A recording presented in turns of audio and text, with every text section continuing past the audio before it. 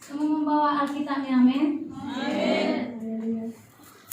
Sama-sama kita membuka dari Ayub 1 ayat yang pertama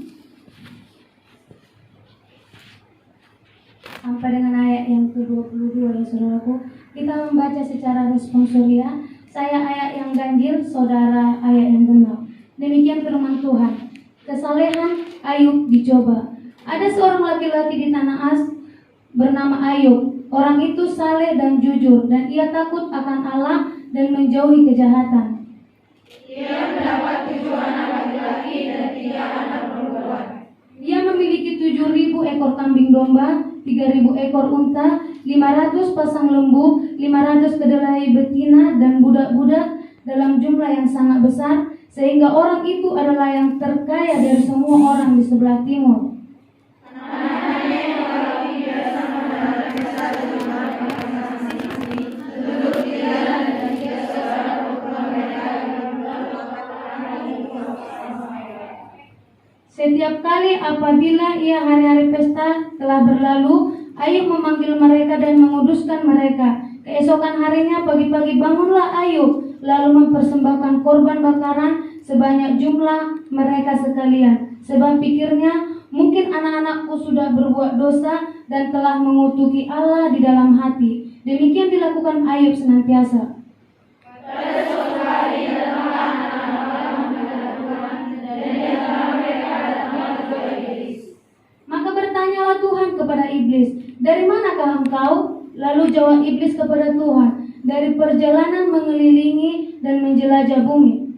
Lalu bertanyalah Tuhan kepada iblis, "Apakah engkau memperhatikan hamba-Ku Ayub? Sebab tiada seorang pun di bumi seperti dia, yang demikian saleh dan jujur, yang takut akan Allah dan menjauhi kejahatan." Lalu jawab iblis kepada Tuhan, "Apakah dengan tidak mendapat apa-apa Ayub takut akan Allah? Bukankah engkau yang membuat pagar sekeliling dia dan rumahnya serta segala yang dimilikinya? Apa yang dikerjakannya telah kau ketahui, dan apa yang dimilikinya makin bertambah di negeri itu. Tetapi ulurkanlah tanganmu dan jamalah segala yang dia punya. Ia pasti mengutuki engkau di hadapanmu." Maka firman Tuhan kepada iblis, "Nah, segala yang dipunyainya akan datang kepadamu. Hanya janganlah engkau menggunakan tanganmu terhadap dirinya." Kemudian pergilah iblis dari hadapan Tuhan.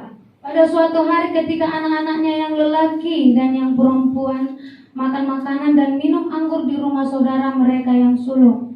Datanglah seorang musuh kepada Ayub dan berkata, "Sedang lembu sapi membajak dan berlari di mana lembu sebenarnya." Datanglah orang-orang Sheba menyerang dan merampasnya serta memukul penjaganya dengan mata pedang. Hanya aku sendiri yang luput sehingga dapat memberitahukan hal itu kepada Tuhan. Sementara orang itu berbicara, datanglah orang lain dan berkata, "Api telah menyambar dari langit dan membakar serta memanas-manaskan bumi padang jaga-jaga. Hanya aku sendiri yang luput sehingga dapat memberitahukan hal itu kepada Tuhan." Sementara orang itu berbicara, datanglah orang lain dan berkata, "Orang-orang Kasdim membentuk 3 pasukan, lalu menyerbu unta-unta dan merampasnya serta memukul penjaganya dengan mata pedang. Hanya aku sendiri yang luput sehingga dapat memberitahu hal ini kepada Tuhan." Sementara orang itu berbicara, datanglah orang lain dan berkata, "Anak-anak Tuhan yang lelaki dan yang perempuan sedang makan-makan minum anggur di negara itu." Maka tiba-tiba angin ribut bertiup dari seberang padang gurun. Rumah itu dilandanya pada 4 penjurunya, dan roboh menimpa orang-orang muda itu sehingga mereka mati. Hanya aku sendiri yang luput sehingga dapat memberitahukan hal itu kepada Tuhan. Maka berdirilah Ayub, lalu menyayanginya dan mencukup kepalanya, kemudian sujudlah dia dan menyembah. Katanya, "Dengan telanjang aku keluar dari kandungan ibuku, dengan telanjang juga aku akan kembali kepadanya. Tuhan yang memberi, Tuhan yang mengambil. Terpujilah nama Tuhan." Dalam semuanya itu, Ayub tidak berbuat dosa dan tidak menuduh Allah berbuat yang tidak. Haleluya. Di Diberkatilah orang yang membaca firman Tuhan, apalagi yang melakukannya. Yang membaca firman Tuhan saja Tuhan berkati, apalagi orang yang melakukannya. Amin. Haleluya. Saya percaya setiap anak-anak yang hadir pada malam hari ini adalah orang-orang yang diberkati Tuhan. Amin. Kalau soal diberkati, aminnya mantap sekali. Haleluya. Saudara yang terkasih dalam nama Tuhan, tema yang akan saya bawa pada malam hari ini yaitu berdamai dengan penderitaan. Katakan dong dengan mantap, berdamai dengan penderitaan. Berdamai dengan penderitaan. Katakan kiri kanannya, berdamai dengan penderitaan. Berdamai dengan penderitaan. Saudara, berbicara tentang penderitaan, pasti yang terngiang di pikiran kita itu hal-hal yang tidak menyenangkan. Tidak ada penderitaan yang menyenangkan. Amin. Ada gak penderitaan yang menyenangkan? Gak ada. Yang namanya penderitaan itu pasti penuh dengan kesedihan, tangisan. Tapi saudaraku, banyak di antara kita yang tidak menginginkan yang namanya penderitaan. Kita pengennya hidup kita diberkati Tuhan, hidup kita berkat-berkat dan berkat. Satu hal yang mau saya katakan saudaraku, penderitaan itu baik buat kita. Masalah itu baik buat kita. Kenapa saya katakan masalah itu baik buat kita? Mungkin orang-orang luar akan berkata, mana ada sih masalah yang baik? Hanya orang-orang yang dekat sama Tuhan, hanya orang-orang yang mengerti kehendak Tuhan yang akan katakan masalah itu baik. Amin. Kenapa saya katakan saudaraku masalah itu baik? Karena dengan masalah, dengan kerikil yang akan Tuhan izinkan terjadi dalam hidup kita, itu yang akan memproses hidup kita, itu yang akan memproses kita dari kesombongan. Ketika Tuhan percayakan kerikil kecil terjadi dalam hidup kita dan kita mampu melewatinya, saudaraku, percayalah Tuhan akan mengizinkan kembali kerikil yang sedang terjadi dalam hidupmu. Ketika kita berhasil melewati kerikil yang sedang itu, percayalah Tuhan juga akan mengizinkan saudara mengalami kerikil yang besar, batu yang besar. Ketika saudara mampu melewati kerikil yang besar itu, batu yang besar itu, percayalah engkau akan kuat di hadapan Tuhan. Bahkan batu sebesar apapun yang akan datang menerpa saudara, masalah apapun yang datang dalam hidup saudara, saudara tidak akan goyah. Saudara tidak akan mudah down. Masalah apapun yang datang dalam hidup saudara, mungkin dalam keluarga saudara, kepahitan apa yang terjadi dalam saudara, saudara tidak akan mudah jatuh. Karena akar saudara sudah merambah. Karena firman Tuhan sudah merambah dalam hidup saudara. Saudara sudah ada modal dasar dari awal. Makanya saudaraku, kenapa orang mudah down? Karena dia pemikirannya langsung ke perkara-perkara yang besar. Dia tidak setia dulu dalam perkara kecil. Sehingga ketika Tuhan percayakan perkara yang besar, dia akan mudah down. Tapi saya percaya setiap kita yang hadir pada malam hari ini adalah orang-orang yang kuat. Amin. Orang-orang yang setia dalam perkara kecil. Amin. Haleluya. Saudaraku, pada malam hari ini kita akan belajar dari salah satu tokoh Alkitab yang sangat terkenal ya saudaraku, Ayub. Dikatakan dalam ayat yang pertama saudaraku,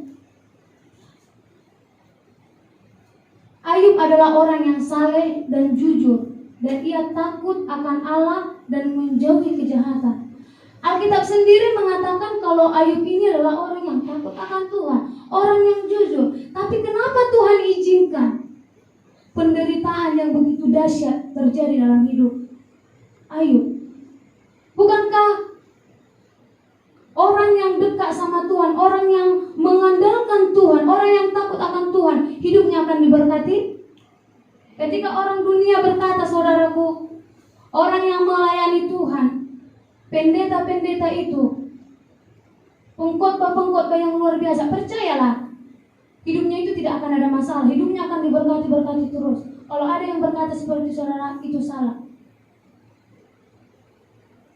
orang yang Tuhan pakai mantap luar biasa, Tuhan tidak akan izinkan hidupnya itu selalu lurus.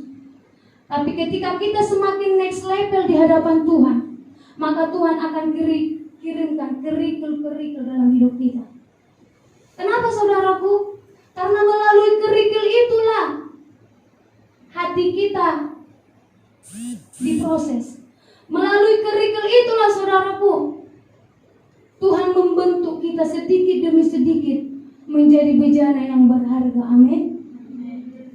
Jadi kalau ada saudara di tempat ini yang mungkin masalahnya terlalu berat, seolah-olah tidak ada jalan keluar, pergi ke kiri tak ada jalan keluar, pergi ke kanan, pergi ke depan, pergi ke belakang tak ada jalan keluar, pandang Yesus saudaraku.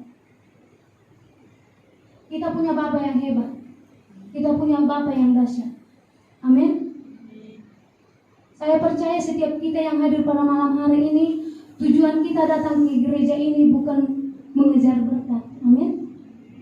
Banyak orang saudaraku datang ke gereja ikut persekutuan supaya hidupnya diberkati Tuhan.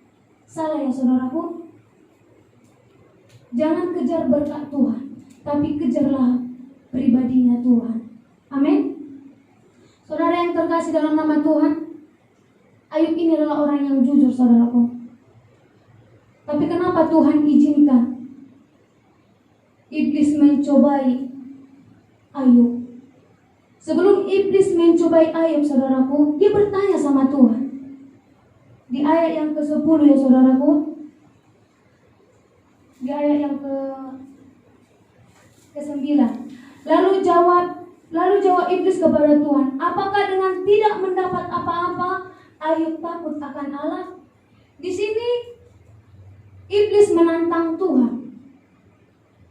Iblis katakan sama Tuhan, apakah dengan engkau tidak memberkati Ayub, Ayub akan setia dengan engkau? Apakah dengan engkau tidak memberkati lembu Ayub, apakah Ayub akan setia dengan engkau? Iblis menantang Tuhan saudaraku. Ayat yang ke-10, bukankah engkau yang membuat pagar sekeliling dia dan rumahnya serta segala yang dimilikinya? Apa yang dikerjakannya telah kau berkati, dan apa yang dimilikinya makin bertambah di negeri itu. Iblis merasa saudaraku, iblis menantang Tuhan. Karena Tuhan berkatinya si Ayub itu, makanya dia mau setia samamu. Makanya dia takut akan engkau. Coba aja kutuk dia, coba aja ambil harta dia. Dia akan marah sama, dia akan kecewa, bahkan dia akan tinggalkan kamu. Iblis menantang Tuhan. Tapi apa jawab Tuhan saudaraku? Maka firman Tuhan kepada iblis, nah segala yang dia punyanya ada dalam kuasamu. Hanya jangan engkau mengulurkan tanganmu kepada dirinya. Kemudian pergilah iblis dari hadapan Tuhan. Tuhan tidak menghentikan rencana si iblis saudaraku. Tapi Tuhan mempersilahkan iblis, silahkan. Kamu lakukan apa yang mau kamu lakukan dengan anakku Ayub. Kenapa Tuhan berkata seperti itu saudaraku? Karena Tuhan percaya Ayub sudah mampu. Ayub tidak akan mudah goyang dengan omongan-omongan iblis. Itulah pentingnya saudaraku, kita harus setia dulu dari perkara yang kecil, supaya ketika perkara yang besar kita hadapi, kita tidak akan mudah goyang. Demikian saudaraku Tuhan izinkan iblis mencobai Ayub. Tapi apa saudaraku, apa yang didapat si iblis? Ayub tidak kecewa sama Tuhan. Ayub tidak menyalahkan Tuhan. Bahkan saudaraku, penderitaan yang kedua saudaraku, ketika iblis mencoba Ayub, ketika harta Ayub diambil oleh si iblis. Dan yang kedua saudaraku, di ayat yang ke-16, penderitaan yang kedua, sementara orang itu berbicara, datanglah orang lain dan berkata, api telah menyambar dari langit dan membakar serta memakan habis kambing domba dan penjaga-penjaganya. Hanya aku sendiri yang luput sehingga dapat memberitahukan hal itu kepada Tuhan. Saudaraku, ketika harta rumah Ayub diambil oleh iblis, semua binatang-binatang diambil oleh iblis, saudaraku. Penderitaan yang ketiga yang paling mengerikan, saudaraku, kematian putra dan putri Ayub. Saudaraku, yang namanya kematian, kehilangan orang yang kita cintai pasti sangat sakit. Kita semua yang ada di tempat ini pasti pernah merasakan yang namanya kehilangan. Mungkin saudara ada di tempat ini yang mungkin kehilangan mama, papa, abang. Mungkin ketika kita berada dalam titik itu kita akan terpuruk. Amin. Kita akan terpuruk, saudaraku. Bagaimana dengan Ayub? Ayub orang biasa, saudaraku. Ketika hartanya diambil, segala binatangnya diambil, bahkan kematian ketujuh anaknya, saudaraku. Bayangkan, kematian ketujuh anaknya, saudaraku. Betapa terpuruknya waktu itu Ayub, saudaraku. Kalau mungkin kita di posisi itu, mungkin kita akan kecewa sama Tuhan. Mungkin kita akan katakan Tuhan tidak adil. Kenapa seberat ini masalah yang datang kepada aku, Tuhan? Kenapa sebesar ini penderitaan yang harus aku jalani? Tapi apa respon Ayub? Ayub tidak mengeluh sama sekali. Ayub tidak kecewa sama sekali. Di ayat yang ke-21, saudaraku, inilah jawaban Ayub ketika kerikil-kerikil itu menerpa dia. Ketika penderitaan itu datang dalam hidup Ayub. Ayat ke-21 dikatakan, katanya, dengan telanjang aku keluar dari kandungan ibuku, dengan telanjang juga aku akan kembali ke dalamnya.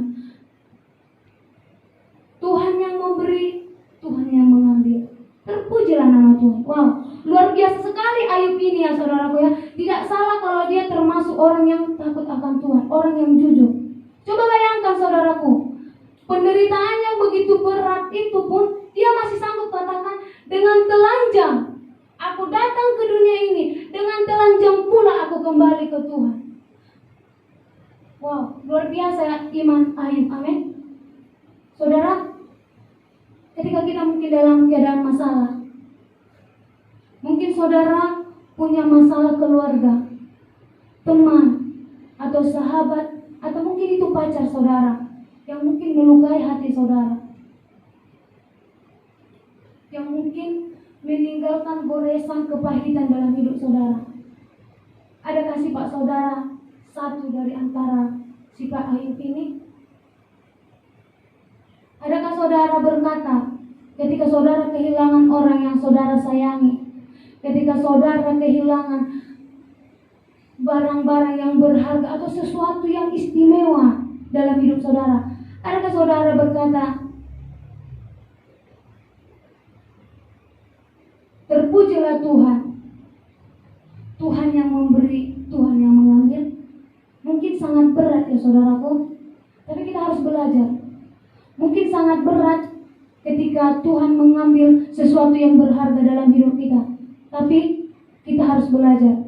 Seperti tema kita, saudaraku, berdamai dengan penderitaan. Apa sih berdamai dengan penderitaan? Hanya orang-orang yang mengerti kebenaran Tuhan yang boleh berdamai dengan penderitaan. Hanya orang-orang yang dekat sama Tuhan yang boleh berdamai dengan penderitaan. Saya percaya setiap kita yang ada pada malam hari ini adalah orang-orang yang dekat sama Tuhan. Amin. Ada dua, saudaraku, rahasia. Ada dua saja rahasia supaya kita mampu berdamai dalam penderitaan. Dua saja, saya tidak buat poin banyak, tapi dua saja ketika kita terapkan dalam hidup kita, ketika kita tanamkan dalam diri kita, biar firman ini berbuah dalam hidup kita. Amin. Poin yang pertama, saudaraku, menyadari bahwa segala sesuatu dalam hidup kita adalah anugerah. Sekali lagi saya katakan, poin yang pertama, menyadari bahwa segala sesuatu dalam hidup kita adalah anugerah. Segala sesuatu yang kita miliki adalah anugerah. Saudara cantik, itu adalah anugerah. Saudara boleh bekerja di tempat ini, boleh menghasilkan uang, itu adalah anugerah. Saudara berasal dari keluarga yang kaya raya, yang sederhana, yang miskin, itu adalah anugerah. Tidak ada yang perlu kita sombongkan dalam hidup ini, saudaraku. Kecantikanmu hanya sementara. Kepintaranmu hanya sementara. Jangan sombong di hadapan Tuhan. Dengan sekejap mata, boleh saja Tuhan mengambil itu dari saudara. Ayub orang yang takut Tuhan. Ayub orang yang berkenan di hadapan Tuhan. Tapi dengan sekejap mata Tuhan mengambil semuanya, saudaraku. Tuhan izinkan iblis mengambil semuanya. Apalagi kita, saudaraku. Ketika kita merasa kita paling hebat, kita paling pintar, pelayanan kita mantap luar biasa, jangan sombong di hadapan Tuhan. Ada banyak cara iblis untuk menjatuhkan kita. Percayalah saudaraku, ketika kita semakin next level di hadapan Tuhan, ketika kita semakin berkobar-kobarnya di hadapan Tuhan, kalau boleh setiap hari persekutuan, kalau boleh setiap hari ikut, kalau boleh setiap hari ibadah raya. Ketika kita memiliki iman yang seperti itu, melayani berkobar-kobar, percayalah, iblis akan mencari celah. Apa ya yang akan saya lakukan untuk membuat dia down? Mungkin saja dia akan memakai pacarmu. Mungkin saja melalui pacarmu dia akan membuat engkau down. Banyak orang down, banyak orang pelayan Tuhan down hanya karena jodoh, hanya karena laki-laki. Kita tidak tahu cara iblis, saudaraku. Atau mungkin saja Tuhan iblis memakai dari cara sahabatmu yang dekat, kemana-mana sama. Tuhan pakai, Tuhan cari celah. Sehingga dengan engkau dan sahabatmu tidak seperti ini lagi, engkau akan mudah down. Atau mungkin saja dari keluargamu. Ada banyak cara yang akan iblis pakai, saudaraku. Seperti yang saya katakan tadi, masalah apapun yang datang, ketika kita sudah siap, ketika kita sudah berjalan, ketika kita, saudaraku, sudah melewati kerikil yang kecil itu, kerikil yang sedang, percayalah, mau pacar, mau teman, mau pelayanan, mau sahabat yang membuatmu sakit hati, yang membuatmu kecewa, engkau tidak akan pernah down di hadapan Tuhan. Amin. Saya percaya orang-orang di tempat ini orang-orang yang setia. Amin.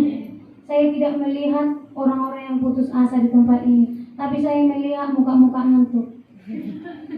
Saya melihat muka-muka ngantuk ya saudaraku. Saudaraku, kita diberi waktu 7 hari, 1 minggu. Tuhan tidak menuntut banyak waktumu, tapi ketika hari sabatnya Tuhan meminta 2 jam, Tuhan mau saudara fokus sama Tuhan. Tuhan tidak menuntut engkau setiap hari mendengarkan khotbah dari gembala-gembala pun, enggak saudaraku. Tapi ketika hambanya mendengarkan firman Tuhan di sini, atau mungkin ketika hambanya membawa pujian penyembahan, fokus sama Tuhan, saudaraku. Mungkin WM tidak melihat saudara bagaimana cara saudara menyembah, atau mungkin pengkhotbah tidak melihat saudara bagaimana respon saudara mendengarkan firman, tapi ada Tuhan. Saudara bukan menyenangkan pelayan Tuhan di tempat ini, tapi saudara menyenangkan hati Tuhan. Saya percaya setiap kita yang ada di tempat ini mau fokus sama Tuhan. Amin. Saya mau tanya poin yang pertama tadi apa ya? Iya, saudaraku. Menyadari bahwa segala sesuatu dalam hidup kita adalah anugerah. Terapkan dalam hidup saudara, aku ada sampai hari ini semua karena anugerah Tuhan. Saudara boleh bekerja di Malaysia 5 tahun, 10 tahun. Bukan karena saudara pintar buat kerjaan, bukan. Tapi semua karena anugerah Tuhan. Terapkan dalam hidup saudara. Saudara boleh kuliah melayani tempat ini, bukan karena kepandaian saudara, tapi karena anugerah Tuhan. Saudara boleh berpakaian mewah di tempat ini, boleh luruskan rambut, boleh punya HP yang canggih saudara, bukan karena kekuatan saudara, atau bukan karena apa yang saudara miliki, tapi semua karena anugerah Tuhan. Jadi tidak ada yang perlu disombongkan saudaraku. Bahkan mulai dari kuku saja saudaraku, bahkan sampai ujung rambut, tidak, saudara tidak berhak untuk menyombongkan diri saudara. Semua punya Tuhan, semua karena anugerah Tuhan. Amin. Dan poin yang kedua saudaraku, mengasihi Tuhan karena pribadinya, bukan karena berkatnya. Sekali lagi kita katakan, mengasihi Tuhan karena pribadinya, bukan karena berkatnya. Ayub saudaraku mengasihi Tuhan bukan karena berkat yang Tuhan berikan kepada Ayub, tapi karena pribadi Tuhan. kekayaan yang Tuhan berikan kepada Ayub bukan karena istri yang cantik, bukan karena anak yang cantik dan ganteng yang Tuhan berikan kepada Ayub sehingga Ayub takut sama Tuhan, tapi karena pribadi Allah. Dia percaya kalau dia punya Yesus pribadi yang maha kuasa. Dia punya Tuhan yang punya pribadi yang dahsyat, yang luar biasa. Boleh dibuka saudaraku dari Ayub 2, Ayub pasal yang kedua, ayat yang ke-7. Demikian firman Tuhan, saudaraku. Kemudian iblis pergi dari hadapan Tuhan, lalu ditimpanya Ayub dengan bara yang busuk dan telapak kakinya sampai ke batu kepalanya. Lalu Ayub mengambil sekeping beling untuk menggaruk-garuk badannya sambil duduk di tengah-tengah abu. Maka berkatalah istrinya kepadanya, masih bertekunkah engkau dalam kesalehanmu? Kutukilah Allahmu dan matilah. Tetapi jawab Ayub kepadanya, fokus ke ayat yang ke-10, saudaraku. Tetapi jawab Ayub kepadanya, engkau berbicara seperti perempuan gila. Apa kita mau menerima yang baik dari Allah, tetapi tidak mau menerima yang buruk? Dalam kesemuanya itu Ayub tidak berbuat dosa dari dia. Saudaraku, penderitaan yang ketiga yang Ayub alami, saudaraku, itu penyakit yang sangat menjijikkan. Tidak ada satu orang pun yang berani mendekatkan Ayub. Penyakit borok, penyakit yang sangat menjijikkan. Ada banyak penderitaan yang Ayub alami, saudaraku. Nanti boleh saudara baca pasal Ayub ini, ya saudaraku. Bahkan orang yang di sisinya, istri dia sendiri, saudaraku, berkata seperti itu sama dia, kutukilah Allahmu, matilah. Bagaimana kita, saudaraku, ketika kita mulai mendekat sama Tuhan, datang bapak, mama kita atau abang kita, ngapain kamu melayani di sana? Ngapain kamu jadi pengkhotbah? Ngapain kamu jadi gembala kul? Itu akan merugikan kamu, itu akan menambah beban pikiranmu.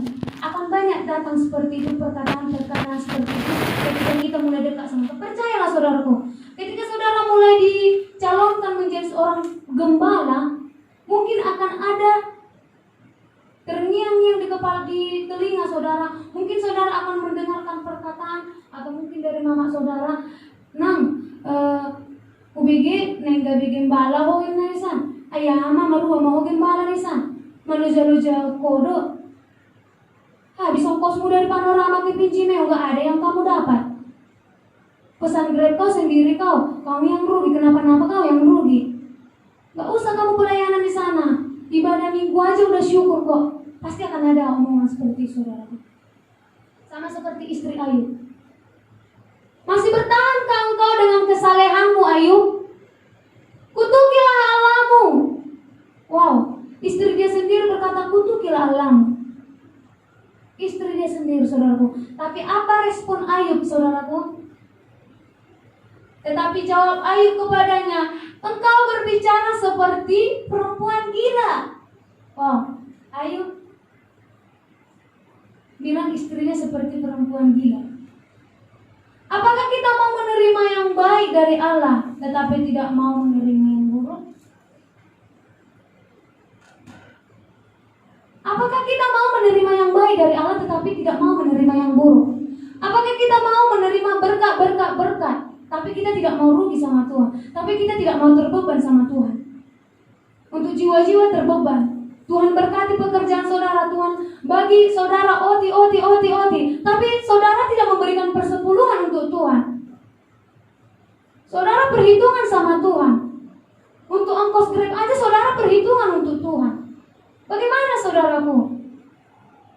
Kita mau menerima berkat, tapi kita tidak mau terbeban. Kita mau menerima yang baik, tapi kita tidak mau menerima sisi yang buruk. Seperti itulah perkataan Ayub kepada istrinya, saudaraku. Demikian juga kepada saya dan saudara. Kalau setiap kita, saudaraku, ingin menerima yang baik dari Tuhan, persiapkan dirimu untuk menerima yang buruk dari Tuhan.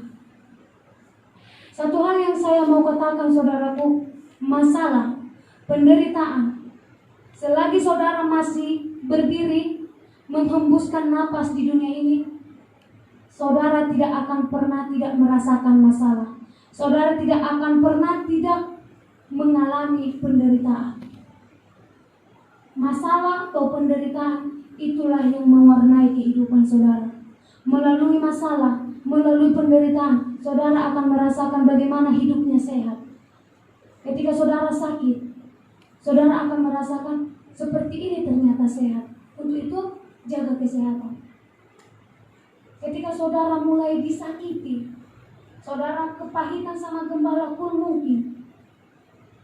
Itu adalah sebuah masalah, saudara. Tapi ketika saudara bersama dengan Tuhan, di situ saudara akan mengerti.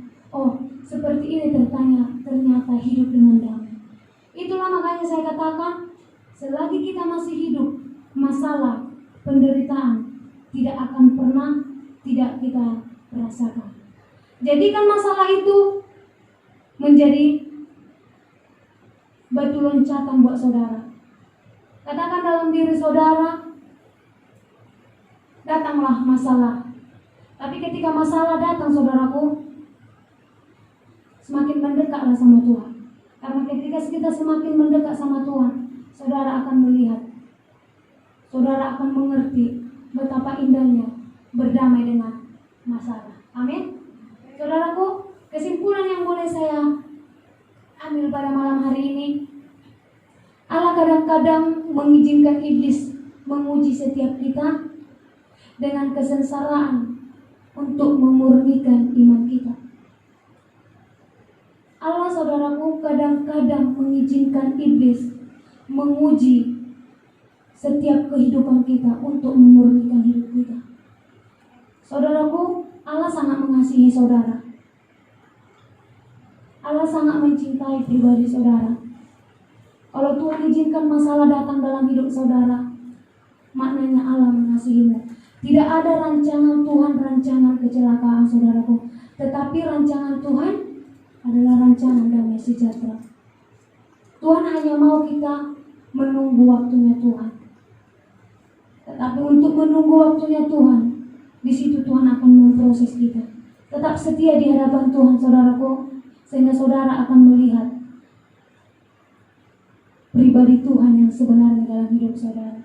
Dan kesimpulan yang kedua yang saya bagikan, saudaraku, sekalipun cara-cara Allah menghadapi kita kadang-kadang tampak seram, ya saudaraku, sekalipun cara Tuhan menakutkan saudaraku, sebagaimana yang dialami oleh Ayub, penderitaan yang Ayub alami ini, saudaraku, penderitaan yang luar biasa, penderitaan yang dahsyat. Tidak ada satu orang pun yang mengalami penderitaan yang seperti Ayub alami. Tapi sekalipun cara Tuhan mengizinkan iblis untuk mengambil semua apa yang berharga dalam Ayub, saya cuma mau katakan, Allah tampak seperti itu, saudaraku, tapi Allah adalah Allah yang punya belas kasihan. Allah adalah Allah yang punya kemurahan hati yang luar biasa. Sebagai penutupnya, supaya kita semakin mengerti kalau kita punya Allah yang hebat, kita punya Allah yang luar biasa, kita punya Allah yang mengasihi kita, kita punya Allah yang tidak meninggalkan kita, bahkan kita punya Allah yang adil. Boleh kita buka dari Ayub 42.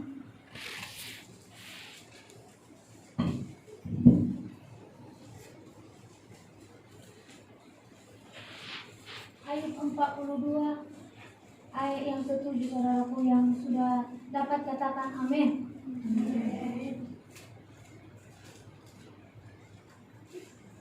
Kita baca secara responsori, ya saudaraku, sampai ayat yang ke-10, ya saudaraku. Demikian firman Tuhan. Setelah Tuhan mengucapkan firman itu kepada Ayub, maka firman Tuhan kepada Elifas orang teman, murkaku menyala terhadap engkau dan terhadap kedua sahabatmu, karena kamu tidak berkata benar tentang aku seperti hambaku Ayub. Oleh sebab itu, apabila terjadi kejahatan dan berikan kepada hambaku Ayub, lalu sesamakan semuanya itu sebagai korban berharga dari dirimu, dan baiklah hambaku Ayub minta doa untuk kamu,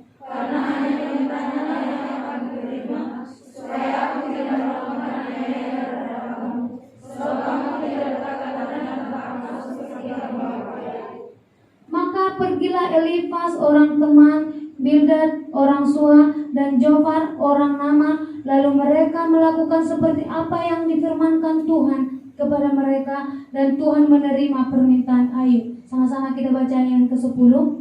Lalu Tuhan memulihkan keadaan Ayub setelah ia meminta doa untuk sahabat-sahabatnya, dan Tuhan memberikan kepada Ayub 2 kali lipat dari segala kemenangan yang dahulu. Haleluya. Ayat yang 10 menjadi ayat emas, saudaraku.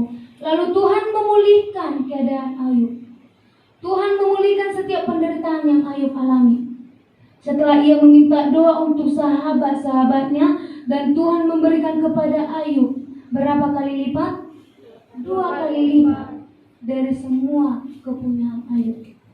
2 kali lipat Tuhan melipat gandakan apa yang sudah iblis ambil dari Ayub. Wah, berarti Tuhan Allah yang adil. Tuhan berkati Ayub dengan luar biasa, tetapi Tuhan izinkan juga penderitaan yang luar biasa kepada Ayub. Siapa yang mau anak-anak Tuhan di tempat ini diberkati Tuhan luar biasa? Boleh lambaikan tangannya dong. Semua kita mau diberkati Tuhan luar biasa, amin. Berarti kita semua mau menderita, amin. Atau semua mau diberkati, gak mau menderita? Semua mau diberkati, amin. Berarti semua kita mau terbeban untuk Tuhan, amin. Aminnya kurang mantap, amin. Saudara tidak berjanji sama saya, tapi saudara berjanji sama Tuhan. Kalau saudara ingin hidup saudara diberkati, kalau saudara ingin hidup saudara penuh dengan berkat, belajar berkorban untuk Tuhan, saudara. Amin. Apa yang kau tabur itu yang akan kau tuai. Untuk teman-teman yang ada di tempat ini yang mulai upnya melayani Tuhan, jangan pernah pelit untuk Tuhan. Belajar untuk bayar harga, saudaraku. Mungkin saudara tidak akan menuai di tempat ini. Mungkin saja saudara akan menuai di Kalimantan, mungkin di Papua, mungkin. Amin. Amin. Siapa yang rindu menjadi misionerisnya Tuhan? Semua kita rindu menjadi misionerisnya Tuhan, amin. Untuk itu kita belajar mulai dari perkara yang kecil. Haleluya, saudaraku. Haleluya, saudaraku. Amin. Terima kasih, saudaraku. Demikian firman Tuhan. Saya undang saudara untuk bangkit berdiri di hadapan Tuhan.